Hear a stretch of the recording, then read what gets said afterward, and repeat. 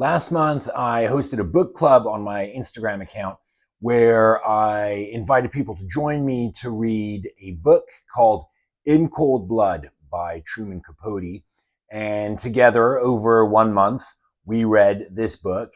And I thought at the end of the month, maybe I should put together a more in-depth review than what I usually post on Instagram. And this channel seemed to be the perfect place to put some slightly longer content. So this is a in-depth look at the book In Cold Blood by Truman Capote, what I thought of it, the backstory of Truman Capote, the plot, and I'll have a look at all sorts of different elements, try and complete the reading experience for those of you who joined me on the book club and those of you who are interested in this book in general.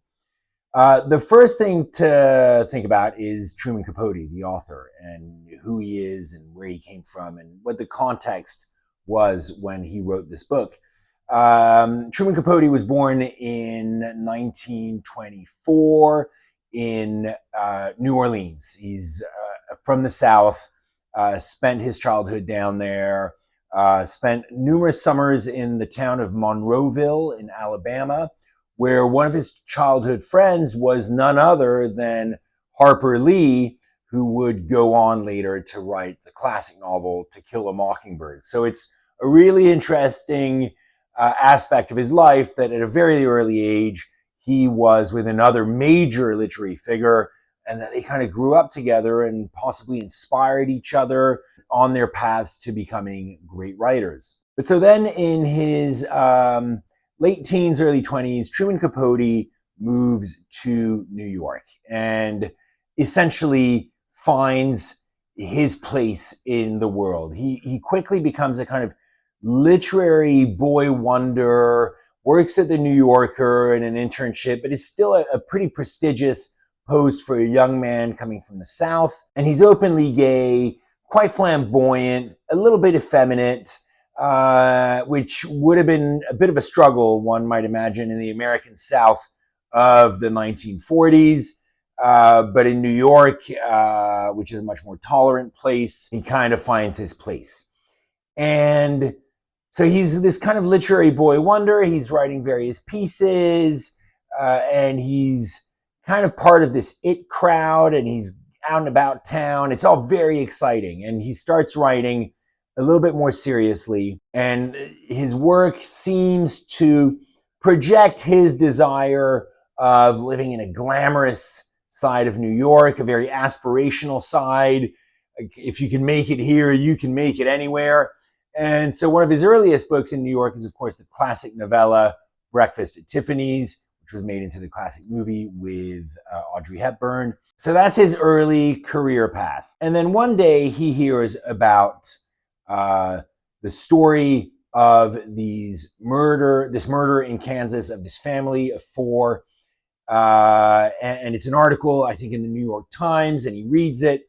And his editor kind of thinks, maybe you should go and take a look at this. And this is at the New Yorker, a very prestigious magazine. Maybe you should go take a look at this, have a look at what's going down in Kansas. And he ropes in his friend, Harper Lee, to take a look. And she's in the middle of finishing and publishing her literary classic, To Kill a Mockingbird, and it's about to go massive. It's about to go nuclear. She is about to win the Pulitzer Prize for fiction. And so they go down together to Holcomb, Kansas, where the murders have taken place. And these two extraterrestrials is what they must have looked like to the local population of this small town in Kansas, start talking to the local population. And as they're down there, the police, or rather the Kansas Bureau of Investigation, apprehend the suspected killers. And so the story deepens. Truman Capote's there, and he's doing some heavy research. He's speaking to everyone.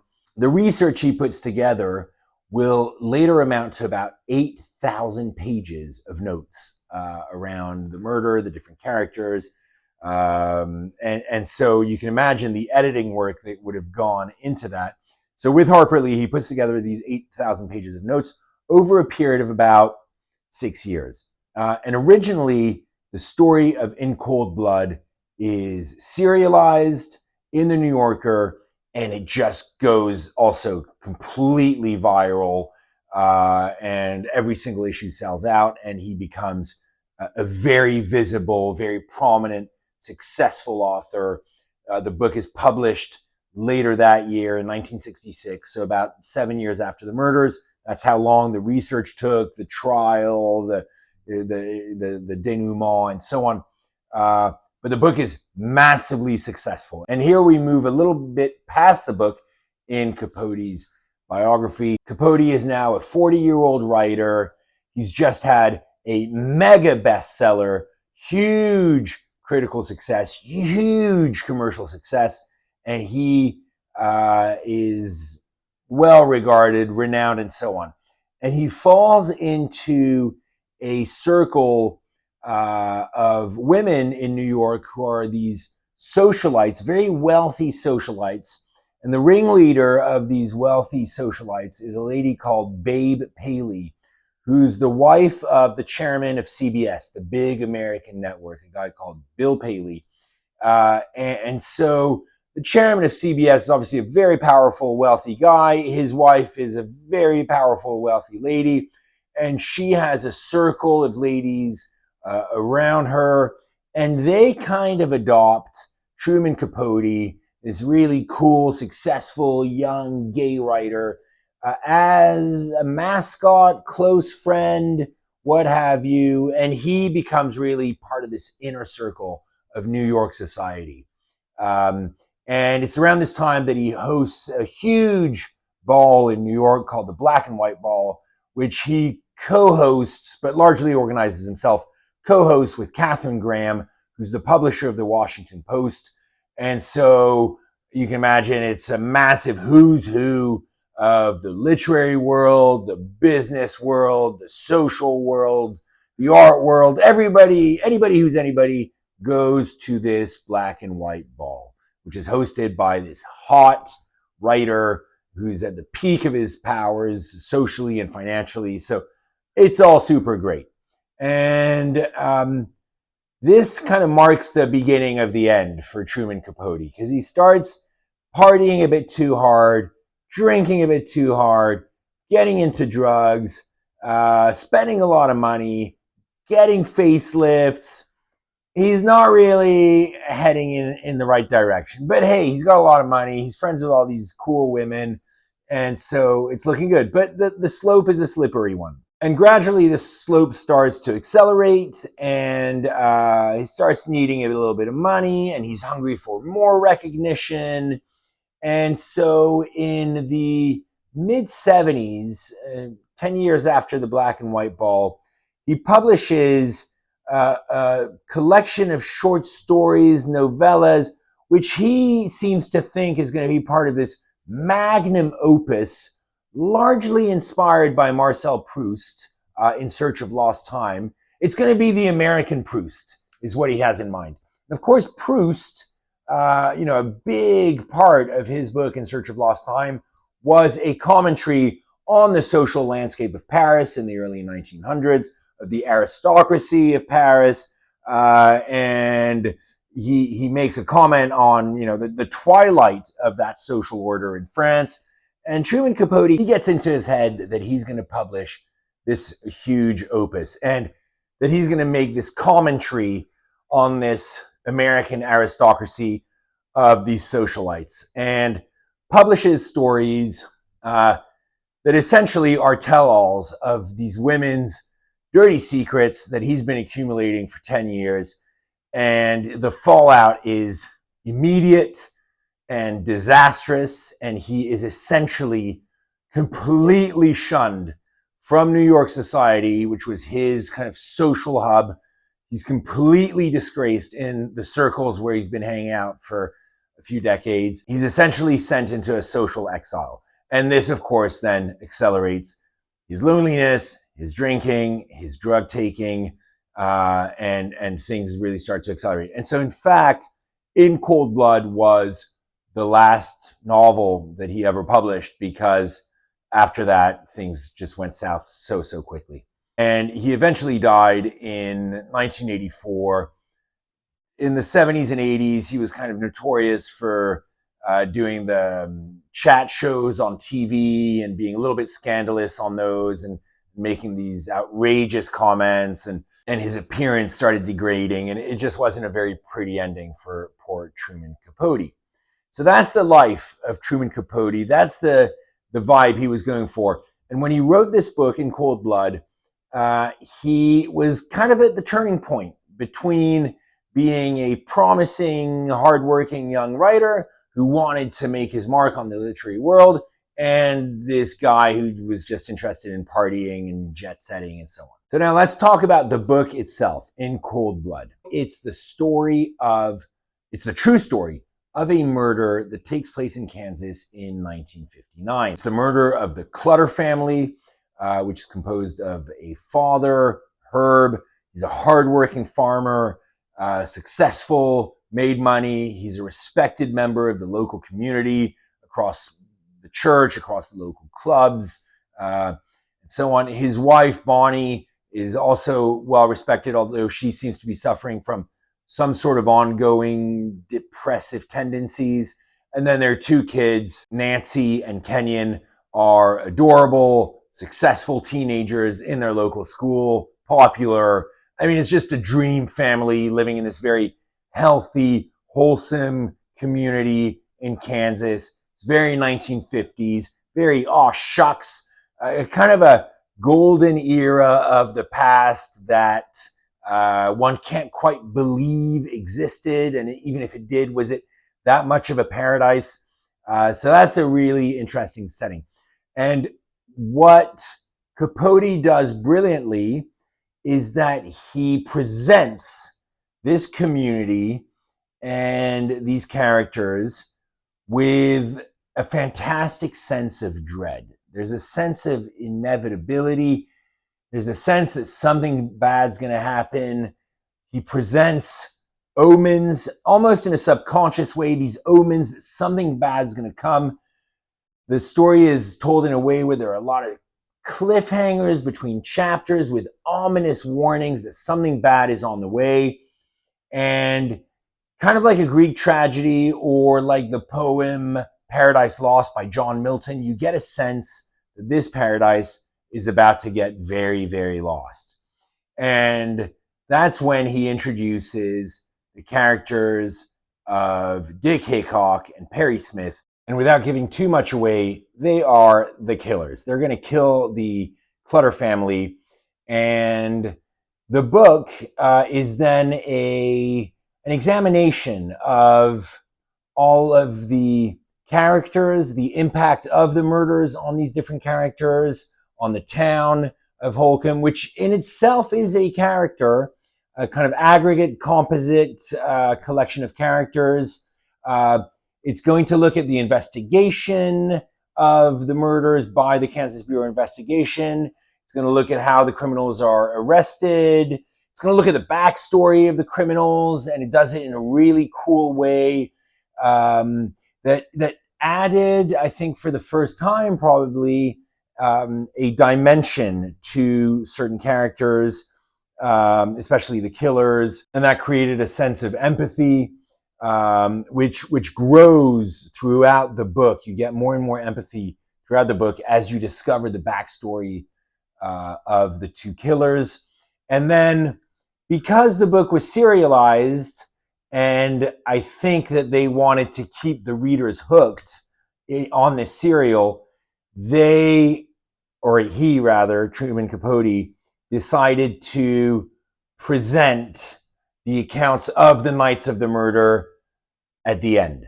Okay, so it's only towards the end that you get a sense of what happened the night of the murder, and you understand how they thought about it. And there are contradictory versions. There's a bit of a he said sort of thing going on, but broadly you get a sense of what happened. And then there's a trial with all the political angles that has and all the emotional impact that's got on the city. And then the end of the book, which I'm not going to give away. That's maybe the one thing that you have to kind of keep reading to see what happens to the two killers.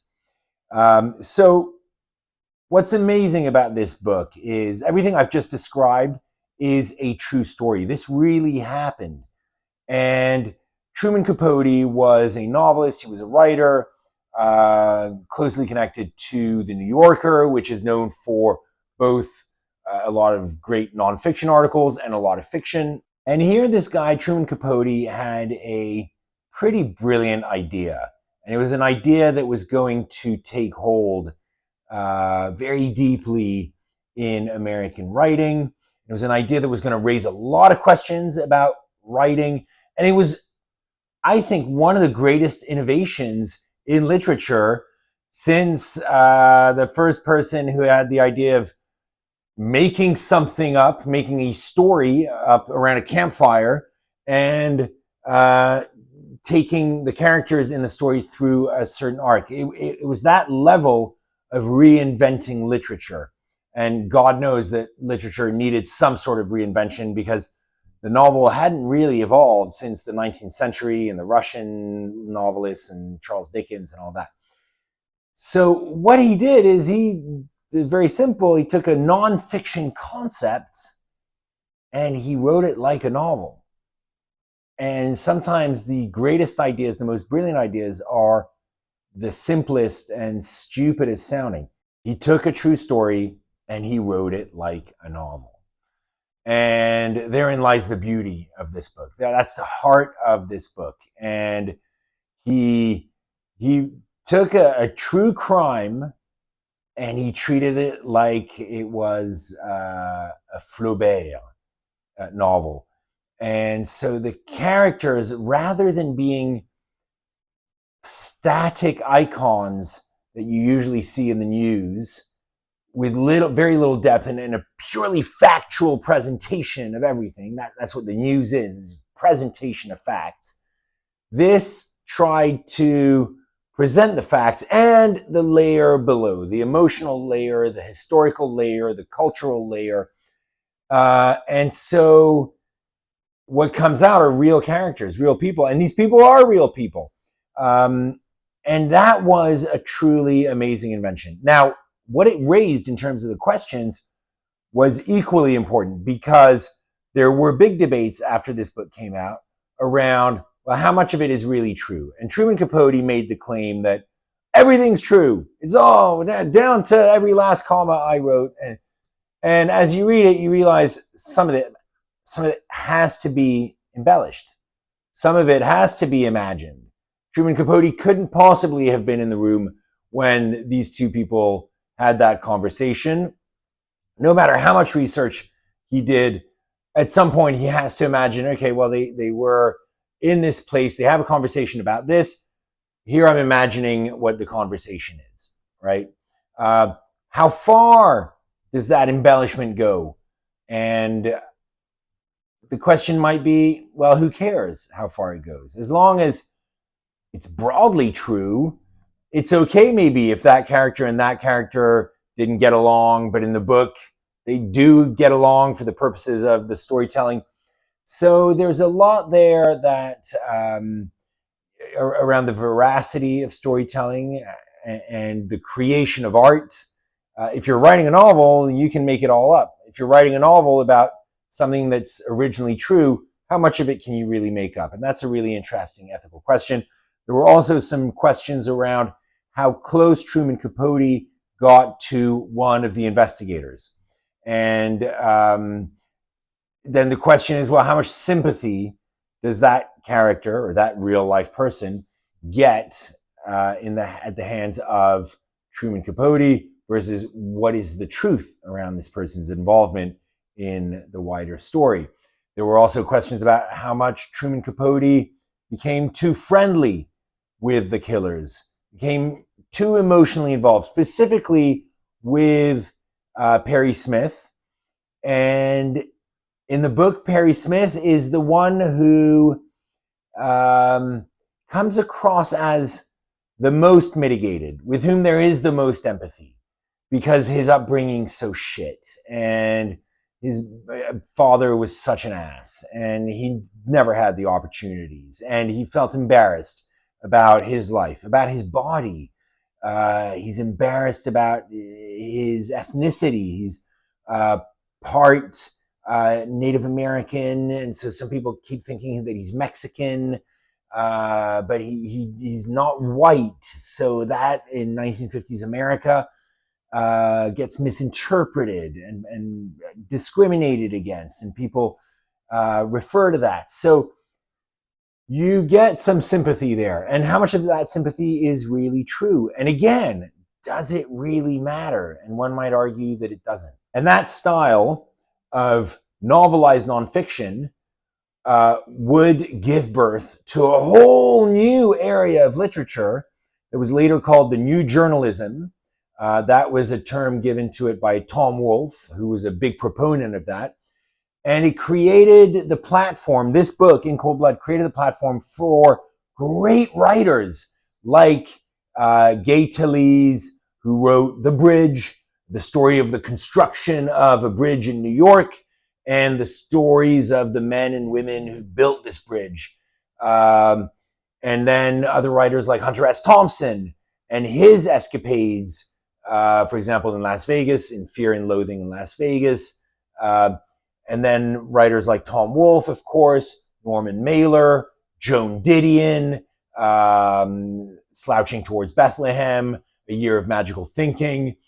And the core difference between all of these authors, who were very much licensed, I think, by In Cold Blood to write this nonfiction in a novelized way, the main difference between them and Truman Capote in this specific text is that Truman Capote doesn't feature in Cold Blood. So he's not a character in it. There's no I in here. Even when he's investigating the thing, even when he arrives in Kansas, there's no sense of like, oh, I arrived, I saw this, I met him, I did it, and so on. He really keeps his distance. Later examples of new journalism, of this new form of literature, would involve the writer. So Joan Didion is very present in her writing. Tom Wolfe is present. Hunter S. Thompson is the central character of his writing. It's a story about him. It's of his escapades in Las Vegas. So that's the fundamental difference, and one worth noting. And then I guess the debate doesn't really come up of, well, how much of it is true? If the author is in the story, well, it's presumed to be true, even though it doesn't necessarily need to be. Earlier, I mentioned the words Greek tragedy, and there is a sense, especially at the beginning of the novel, of omens gathering towards this family, and that fate is going to strike this family in the most random way.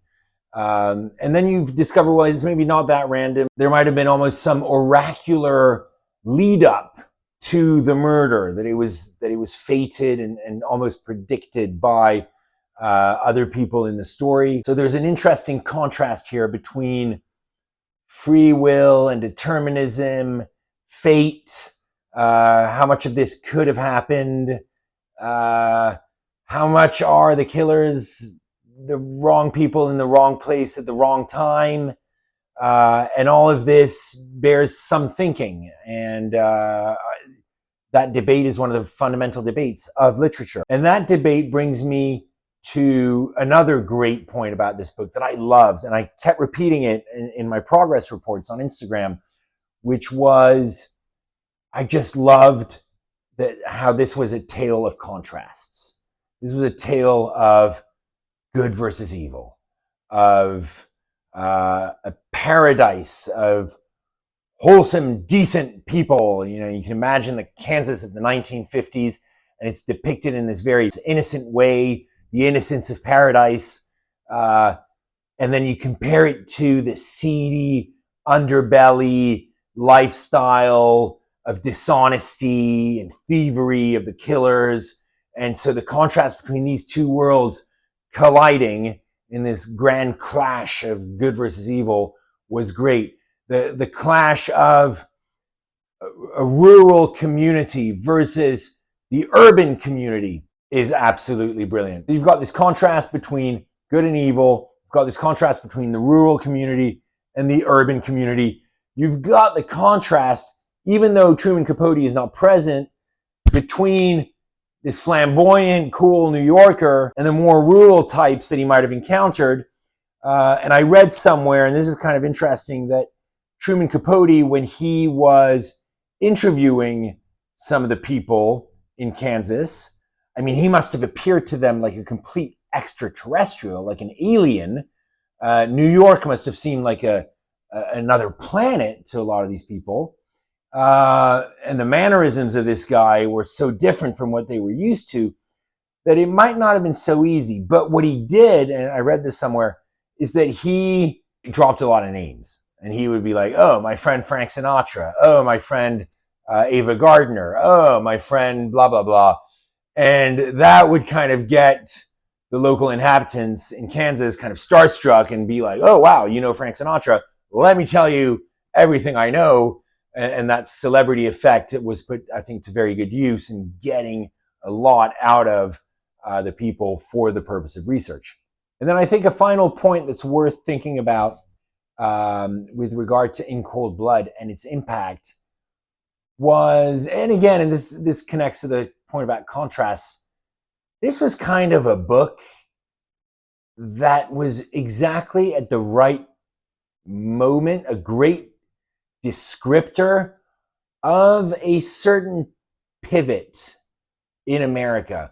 And if you think of what America looked like when the murders are committed, the very beginning of the story, and what America looked like the day the books were published and the people were reading it in the street, it was really a huge change had taken place. And inadvertently, Truman Capote, or maybe on purpose, maybe his antennae, his social antennae were so sharp that he was detecting this in real time.